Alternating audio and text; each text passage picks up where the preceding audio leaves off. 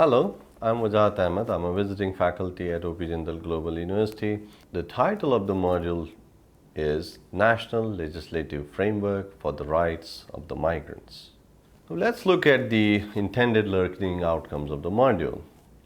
To give students an overview on the issues relating to migrants in the context of human rights through National Legislative Framework protecting the rights of the migrant groups. Second, to give students a simplified presentation on the judicial interventions and directions pertaining to the protection of migrant rights. To enable the students to understand the use of legal remedies in human rights violations of the migrants. Migrants often face human rights violations, discrimination, and exploitation, even though migrants contribute to economic growth and human development in both and host states. Migration has been an important tool for the migrants and their families to improve their standard of living and realize their human rights. The state's role is to protect the human rights of all individuals, including the migrants. Since the recent past, rampant human rights violations have been taking place, which is a growing human rights challenge. Every government in the state or country has the obligation to ensure that the migrants do not face hardships through violence, racism, exploitation, etc. A human rights approach to the migrants plays an important role to help them from the difficult situation of marginalization and making them disadvantaged groups. Even though migrants with the country do have the sovereign right to get the benefits they are entitled to, they need to avail the respect, protection, and also fulfill the human rights of all individuals in the state. It's also for the migrants from outside the country, regardless of their nationality or origin, if they have legally entered the region. Human rights violations against migrants in the form of physical, sexual, and economic exploitation, and many a times there are no laws enacted to protect the rights of the migrants. In this context, let's see what the rights are available for the migrants under the Indian system. Constitutional provisions which are available to migrants in the Indian system. The Constitution of India is most essential reference that needs to be made regarding the right of the migrants in India. After the partition of India, there were a number of migrants in India and Pakistan, and hence in the Constitution, legal status was given to the migrants under the following. Article 6 provides citizenship rights to migrants from Pakistan, provided either of the person's parents or any of the grandparents were born in India. Article 7. Special provisions made regarding the citizenship rights of persons who migrated to Pakistan but returned to India subsequently. Under the Article 15 of the Constitution, it categorically states that no individual shall be discriminated on the grounds of religion, race, caste, sex, or place of birth, which is applicable to the migrants as well. Article 19, 1D and E grants citizens to move freely throughout the territory of India and to reside and settle in any part of the territory of India. Thereby, movement by the individual within the country is a constitutional right, and the right is in addition to the right to personal liberty guaranteed under Article 21 with reasonable restrictions in the general interest of the society. However, this is limited to the migrants coming from one country to reside with restrictions. Now let's look at the legislative provisions. Even though Constitution has some reference to the rights of the migrants under certain provisions, there is no major legislation enacted to protect the migrants living all over the country.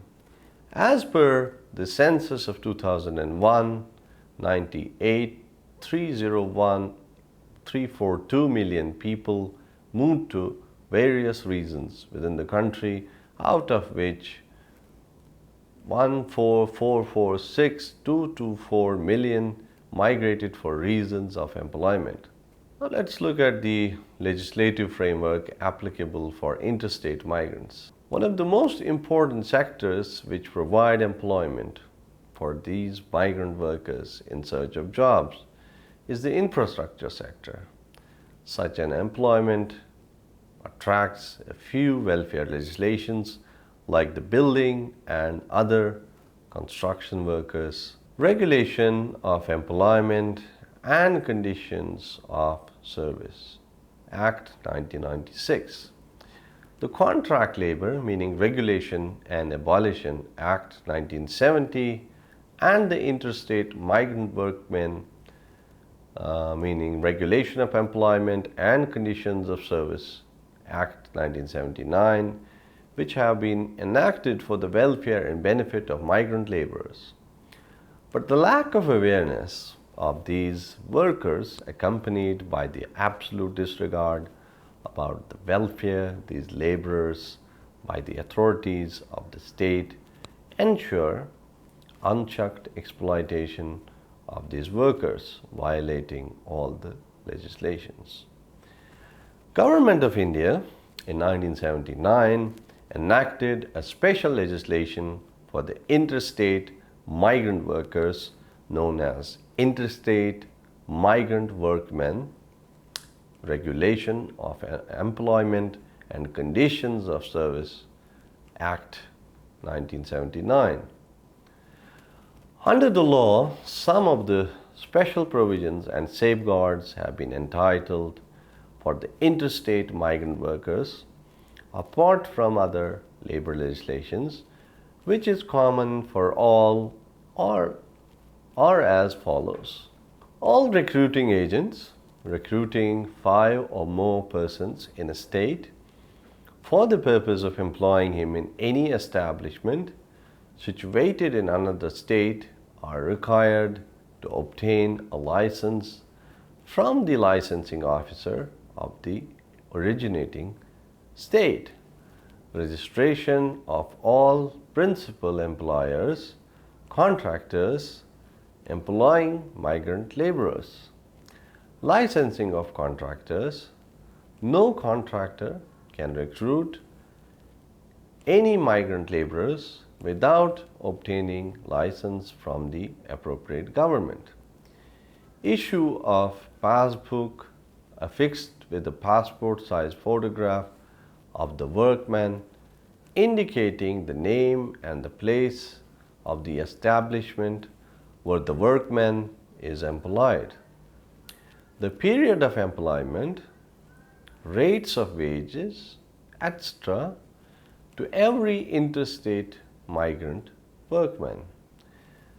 Payment of minimum wages fixed under the Minimum Wages Act 1948. Payment of equal wages for interstate migrant workmen performing similar nature of work along with the local laborers. Payment of journey allowance, including payment of wages during the period of journey, which should be equal to the fare from the place of residence of the interstate migrant workmen, covering the cost of outward and return journey, and wages during the journey period. Every interstate migrant workman is entitled to a displacement allowance equal to 50% of the monthly wages payable to him, or rupees 75, whichever is higher. This will be in addition to the wages or any other amount payable to him. Providing for suitable residential accommodation. Providing for medical facilities free of charge. Providing for protective clothing. Every contractor employing interstate migrant workmen that in case of fatal accident or serious bodily injury of such workmen to report to the specialized authorities. Principal employer must nominate a representative to be present at the time of disbursement of wages to the migrant workmen by the contractor. Both the central and the state governments are required to implement the provisions of the 1979 Act in their respective jurisdictions. However, this Act is not applicable to a migrant who comes on his own, because the definition of the Act says any person who is recruited by or through a contractor in one state under an agreement or other arrangement for employment in an establishment in another state, whether with or without the knowledge of the principal employer, in relation to such establishment, Section 2(3)(e). There are other labor laws complements in safeguarding the rights of the migrant workers, which include the following: Payment of Wages Act 1936, Minimum Wages Act 1948, Contract Labor, meaning Regulation and Abolition Act 1970, Workmen's Compensation Act 1923, Building and Other, Construction Workers Regulation of Employment and Conditions of Services Act 1996, Legislative Framework applicable for immigrants. Under the Indian system, immigration or employment abroad is taken care through a regulated system, which mainly addresses temporary and contract migration. The Immigration Act 1983 is the most important policy instrument that governs the immigrants who are also the citizens of the country, who move to other countries basically for employment purposes. This law seeks to safeguard the interest and ensure the welfare of the immigrants from India. The enactment of Immigration Act 1983 was to facilitate recruitment of Indian workers abroad on best possible terms and to regulate the conditions of employment. Some of the major features under the Act include: Act has put in place definite structures for regulating the flows of unskilled and semi-skilled labor. Under Section 22 of the Act, all Indian citizens seeking to migrate for employment purposes must obtain immigration clearances from the Office of the Protector of Immigrants, POE, Ministry of Overseas Indian Affairs, which is also called as MOIA. The POE, while granting the immigration clearance, is required to examine the employment contracts to ensure that the terms and conditions are neither discriminatory nor exploitative, and that provisions for travel, wages, and working and living conditions are in conformity with the prescribed norms. The POE is the registering authority. no person to function as recruiting agent, commence or carry on the business of recruitment except under and in accordance with the certificate issued in that behalf by the registering authority, taking into account inter alia the recruiting agent's financial soundness, trustworthiness, adequacy of premises, and experiences in the field of handling manpower export, and after obtaining security fixed under the Act in order to protect the immigrants from exploitation. The Act tries to prevent immigrants from recruiting agents and sub-agents who overcharge and cheat them in the process of recruitment. However, such problems are continuing in some way or the other. The recruiting agents indulge in visa trading, and often poor migrants who consider migration as the only option for economic upliftment get trapped in such situations. The Act prohibits sub-agents or commission agents from the system who play a major role, which becomes unidentified, and poor migrants are cheated and pushed into most exploitative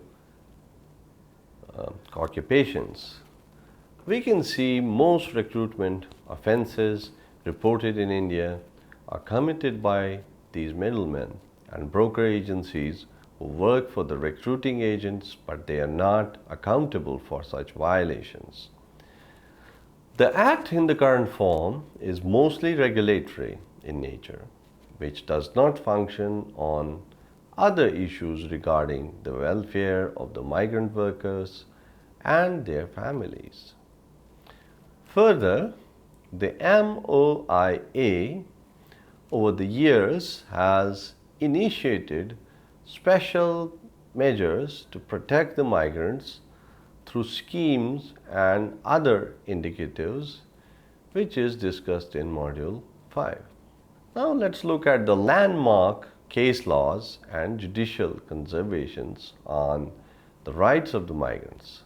The Supreme Court and the various high courts from time to time have given landmark judgments to protect the rights of the migrant workers.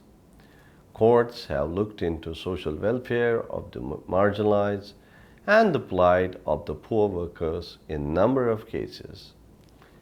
Some important judgments we need to search on the issue of migrants are mostly referred to migrant workers. Issues were continuous violation of their rights, claims, and entitlements have been taken away, and the courts have intervened to help the migrants to get what they have been deprived of.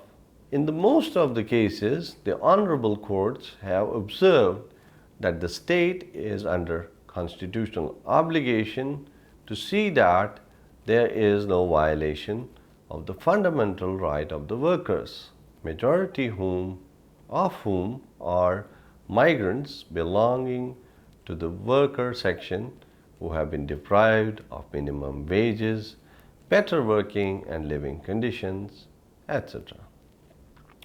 Exploiting by the employers and contractors. The courts have put the onus on the central and the state governments to ensure the observance of various social welfare and labor laws enacted are implemented for the purpose of securing with the fundamental rights and directive principles of state policy. The poor migrant workers, hardly able to approach the courts for relief on account of poverty, of disability, or socially and economically disadvantaged position, and through public interest litigations and suo motu basis, cases have been brought to the courts.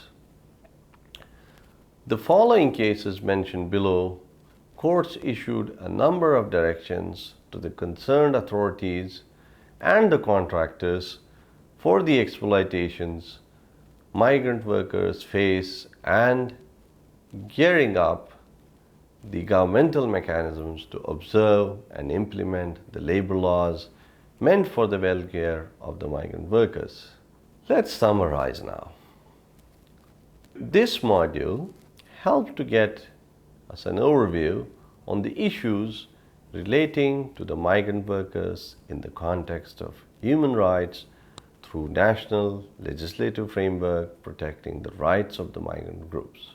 Even though there are limited interventions made in India in enacted laws for the migrant groups, there have been significant developments in bringing new dimensions in protecting the interests of the migrants. Especially, we looked at the judicial interventions which have given landmark judgments in upholding the rights of the migrant groups. The module also gives a number of legislative solutions for the learners through legal remedies which can be implemented whenever he or she finds human rights violations inflicted on the migrant groups. We are done. Thank you very much.